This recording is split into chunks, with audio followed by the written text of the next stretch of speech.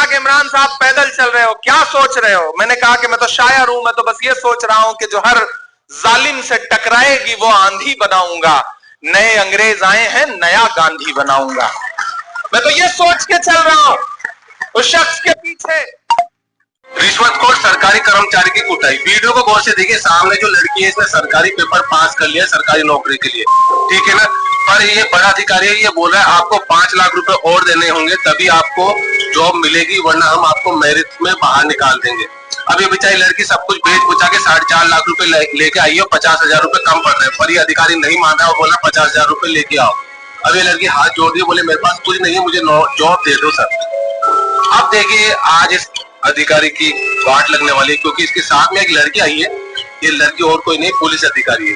अब इसको यहीं से ही मारते हुए लेके जाएंगे इस रिश्वतखोर अधिकारी को। वीडियो को लाइक कर देना, ये हम जैसे नौजवानों का भविष्य खराब करते हैं, पढ़ने लिखने नहीं देते। कलेक्टर नाम का अधिकारी बनाया हो। कलेक्टर का मतलब है जो धन इकट्ठा करके दे। कलेक्टर माने इकट्ठा करने वाला, क्या टैक्स का पैसा अंग्रेजों को देने वाला, वो था कलेक्टर। कलेक्टर के ऊपर एक अधिकारी बनाया कमिश्नर। कमिश्नर जो होते थे ना, उनको तनख्वाह नहीं मिलती थी, उनको कमीशन पे रखा जाता था, इसलिए वो थे कमिश्नर। अंग्रेजों का कहना था कि पूरा तंत्र खड़ा करो जो एक एक पैसा निचोड़े लोगों से और लंदन पहुंचाए। तो कलेक्टर था, डिप्टी कलेक्टर था, फिर उसके नीचे तहसीलदार था, फिर नायब तहसीलदार था, अंतिम व्यक्ति वो होता था जो नीचे से खींच के पैसा ऊपर तक लेके जाता था। और इसमें अंग्रेजों ने कई बार ये तय किया हुआ था कि जितना तुम लूटोगे उसका एक हिस्सा तुम्हारा। तो भ्रष्टाचार यहां से शुरू हुआ इस देश में। बचपन में पढ़ा x + y whole square is equal to x square plus 2xy plus y square, x माइनस y whole square is equal to x square minus 2xy plus y square. अब मेरे समझ में नहीं आता कि करूं क्या इसका मैं मेरी जिंदगी में। मेरे गणित के प्रोफेसर ने मुझको पढ़ाया, मैंने रट के दिमाग खराब किया, घंटों बर्बाद किए, किलो कागज मैंने लिख के खराब किए, और वो मेरी जिंदगी में आज तक काम नहीं आया। x + y होल स्क्वायर क्या करूं मुझे मालूम ही नहीं। मेरे गणित के प्रोफेसर को एक दिन मैंने कहा कि आपने मुझे ये क्यों पढ़ाया x + y होल स्क्वायर, मेरी जिंदगी में तो काम नहीं आया। तो मेरे गणित के प्रोफेसर कहते हैं यार काम तो मेरे भी नहीं आया, मुझको किसी ने पढ़ाया, मैंने तुमको पढ़ाया। ये भेड़िया किसान क्यों चला रहे हो इस देश में? जो काम नहीं आता वो क्यों पढ़ा रहे हो इस देश के बच्चों? अंग्रेजों ने हमको बांटा केवल अपने देश की खातिर, और तुमने हर परवेश को बांटा कुर्सी के उद्देश्य की खातिर। घर घर बांटे, आंगन बांटे, गांव गली गलियारे बांटे, मंदिर बांटे, मस्जिद बांटे, तुमने ही गुरुद्वारे बांटे, और जंगल बांटे, खेत की मेज बांटी। तुमने एक वोट की खातिर देश की हर बुनियाद बांट दी और बंटवारे की राजनीति में देश अपाहिज बना दिया है। जो अंग्रेज नहीं कर पाए करके तुमने दिखा दिया है।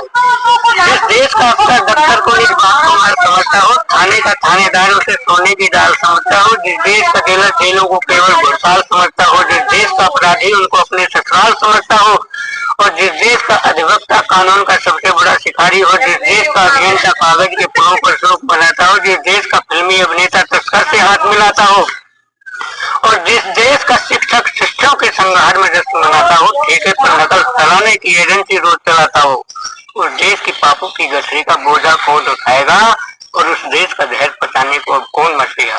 क्या बात है, बहुत अच्छा। तो ये पकड़े बताए झंडा लेकर अपने सर पे बांध लेते हैं कि ये हमारी जात का आदमी है।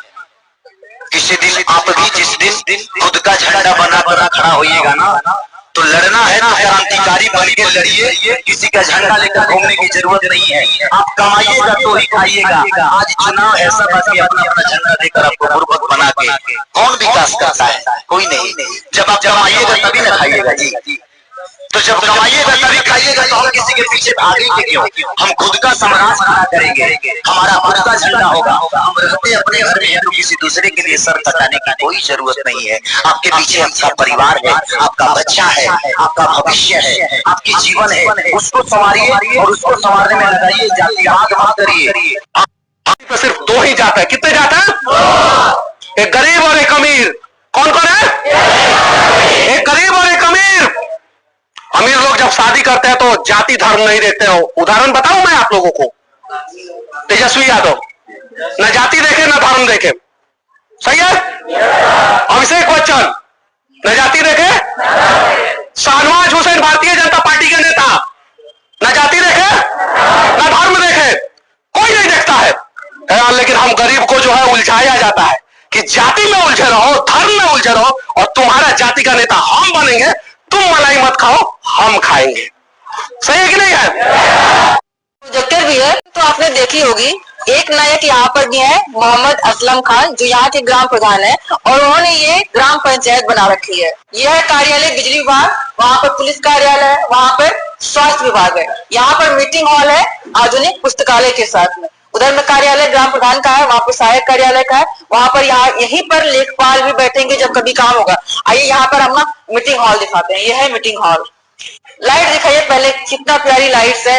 ये हॉल, मीटिंग हॉल को आप दिखाइए, ऐसा लग रहा है हम डीएम कार्यालय में आ गए हैं।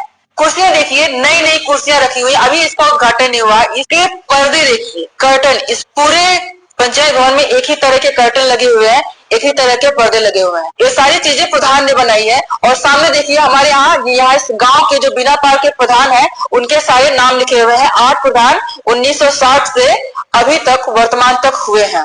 अगर एक प्रधान चाहे तो क्या नहीं कर सकता है, और इसका सबसे बड़ा जीता जागता उदाहरण है ये बिना पारा। अगर सारे प्रधान ऐसे ही हो जाए तो देश की हालत सुधर नहीं, बेहतर से बेहतरीन हो जाएंगे।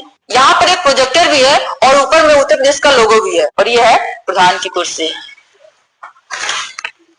ये है आदर्श प्रधान का आदर्श कार्यालय।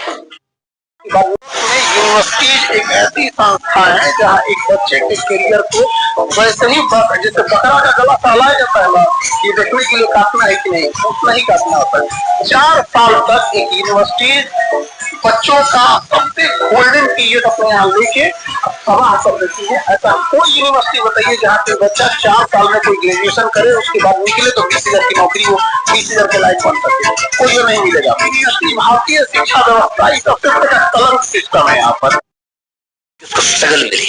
थॉमस एडिसन को स्कूल के लोगों ने कहा कि पागल बच्चा है, हम नहीं झेल पाएंगे इसको, स्कूल से निकाल दिया उसको। उसकी माँ बड़ी समझदार थी, तो बच्चे को माँ लेके आई घर। बच्चे ने पूछा मम्मी मैं स्कूल नहीं जाऊंगा तुमसे? तो बोली हाँ बेटा। क्यों? तो उसने कहा प्रिंसिपल कह रहे थे कि बाकी बच्चे तुम्हारे साथ चल नहीं पाएंगे। बात तो सही बोली, पर दूसरे तरीके से बोली। घर में पढ़ाया। 12 साल की उम्र में उसको सेल्समैन बना दिया। 14 साल की उम्र में वो टेलीकॉम ऑपरेटर बना। पहली बार जिज्ञासा पैदा हुई, रिसर्च करने लगा। करते करते उसने 20-25 की उम्र में, जिसको हम फोनोग्राफ कहते हैं, उसका आविष्कार किया। और वो आदमी जिसको स्कूल ने पागल कह के, मेंटली रिटार्डेड कह के निकाला था, 1078 पेटेंट उसके नाम पे है। ये वो बच्चा था, क्योंकि उसको स्ट्रगल मिली।